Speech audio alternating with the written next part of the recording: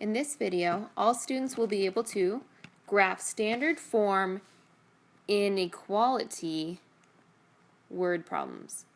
So these are going to be in standard form, and they're going to be inequalities, and they're going to be word problems.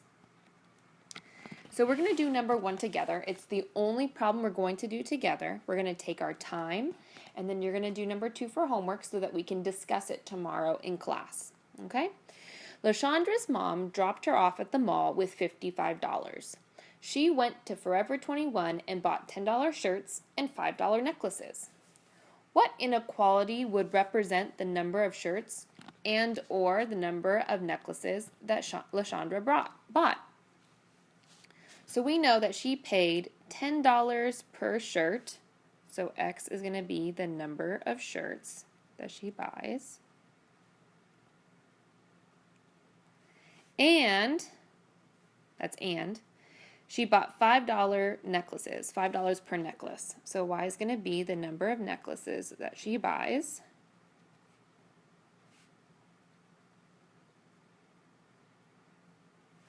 Okay. And we know that she also had $55. Okay, so this is where I need to connect with you on this. Okay, so this is the amount of money she has. I made it green for money. And this is what she spent. Okay, so what she spent and what she has. Which one needs to be larger? The 55 needs to be larger in order to afford everything that she wants, right? So in other words, what she spends has to be less than or equal to, she can spend exactly $55 if she so wishes. Okay. 10x plus 5y, which is what she spends, has to be less than or equal to $50 that she has. Okay, so this is the inequality that we're going to work off of. Part B asks us to graph this equation, or I'm sorry, graph this inequality. So we're going to minus the 10x over. We get 5y is less than or equal to negative 10x plus 55. Okay, and then we're going to divide by 5s. So we get y is less than or equal to, oops, I did it again. This is how I'm writing it this year. Okay, negative 10 divided by 5 is negative 2, and 55 divided by 5 is 11. Okay, so this is the inequality that we're actually going to graph. I'm going to move this over. And I'm going to actually have to erase the work I just did because I don't have enough room to do the graph then.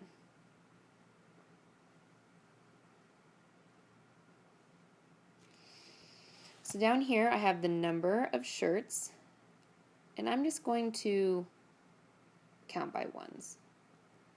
And over here I have the number of necklaces.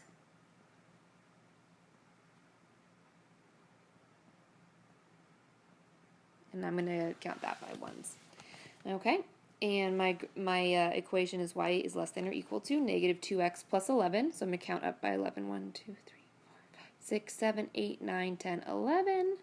And it's going to go down 2 over 1, down 2 over 1, down 2 over 1, down 2 over 1, down 2. All right, it is a solid line because she can spend exactly $55 if she wishes, but she can't spend more than that. She has to spend less than that. Okay. Oh my goodness gracious, I just made a grave error. This cannot be arrows on the end because it can't go past that. It can't go past the number of shirts. Has to stop there. I can't go into the negatives.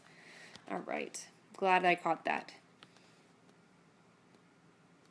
So where are the solutions? The solutions are on the line or in the shaded region.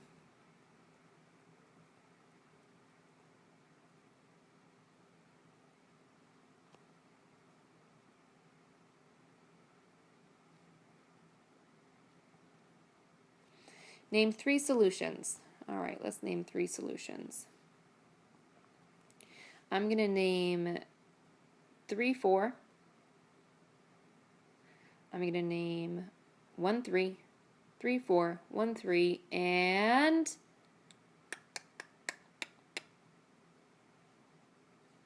3, 4, 1, 3, and 0, 11.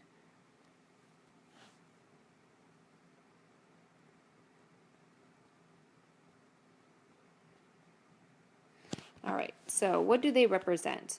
Well, think about what X represents right here. Think about what X represents. X represents the number of t-shirts. So she can buy 3 t-shirts. And what does the Y represent? What does the Y represent? The Y represents necklaces. 4 necklaces. So X in this problem is t-shirts, so 1 shirt.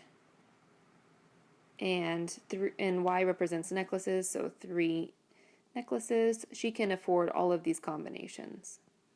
And last but not least, she can buy maybe 0 shirts and 11 necklaces. Maybe she just liked those necklaces. Okay, so for your next part of your assignment, I would like you to do number 2 on the back of your notes to the best of your ability. It is okay if you make mistakes. What is important is that it is your work, because if it is your work, it will help you gain understanding. Then we're going to start class by reviewing this problem and answering questions. Thanks so much, honey bunnies.